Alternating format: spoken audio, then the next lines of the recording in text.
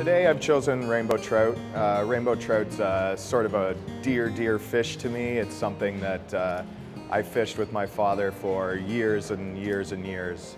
And aside from all the obvious benefits of being an Oceanwise partner and all the reasons to be an Oceanwise partner, this is a fish that I didn't get to see for years. Was pretty much fished out. I'm from Georgian Bay area, Owen Sound to be exact. We had a lot of dragnet fishing happening at that time, and I was probably about 13 years old when we just stopped catching fish in Georgian Bay.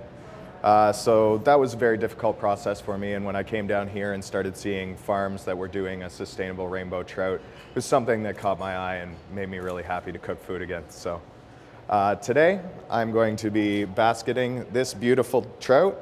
This is also something I used to do a lot when I was younger, whole fish. So basically everything's intact, as you can see. Beautiful fish from Qualipore Springs. So we'll start off, the head in here, come through.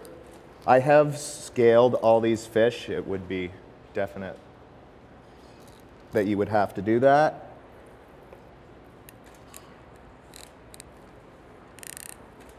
So we're going to try to keep the flesh intact all the way down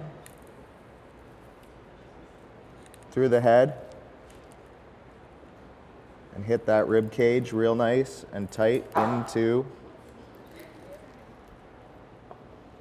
As we get one side all the way down to the belly, you can see where the rib cage is starting to separate down here.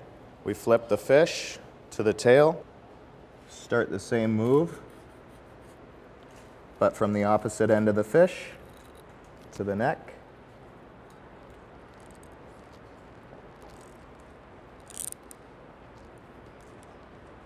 This is obviously the trickier side because you're coming in the thicker part of the fish towards yourself, and definitely not the simplest fish preparation, but one of the loveliest when it comes down to it. So I bring the fish up, make sure I'm all separated. You can do a little bit with your fingers here, just pushing along. Pair of scissors, snip. There is a fin down here, which you're going to want to make sure you get as close to as possible, otherwise it's not the nicest to chew on. So I take the scissors down there. You can usually see a bit of the skin coming through the other side. Take my knife again, come in along the belly. Just start bringing it up. So you've got pretty much the entirety of the fish there. Bring it to this side. Cut off that spine.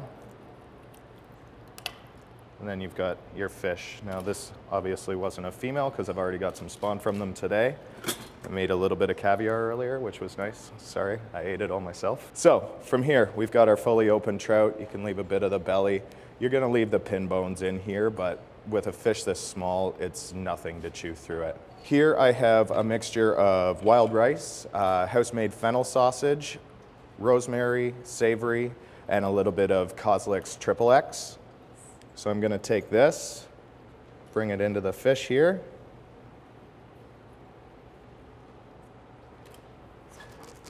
All the way down.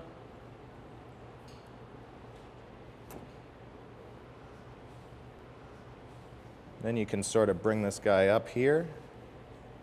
Just leave him to hold on for a second. The way I like to do it is lay out my leeks. Thin or thick, just make sure they will break a lot on you as you're tying them. Bring my fish over. Try to set them up a little bit, gentle. Tie the middle first, so it's gonna hold together.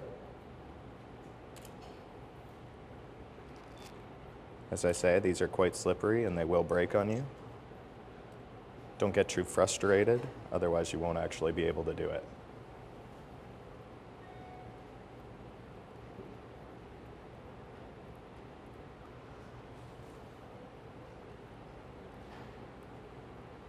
If they're thinner, you have to blanch them for about 10-15 seconds, just enough to make them pliable after you've cut them. A little bit of salt water. Nice, saves the color on them. There's the break.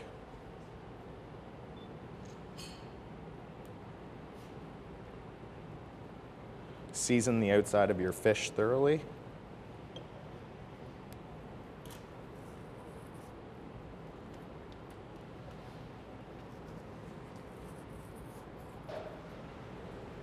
Baking sheet.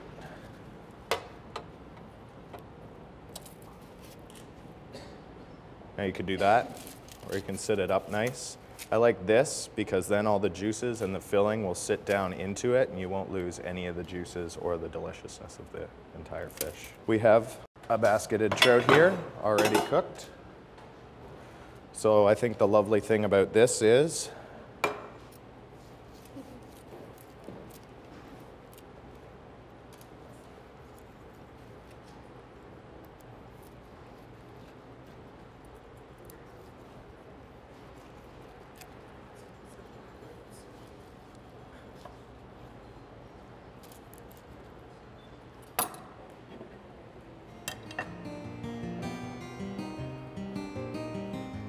that's a nice little Sunday roast for the family.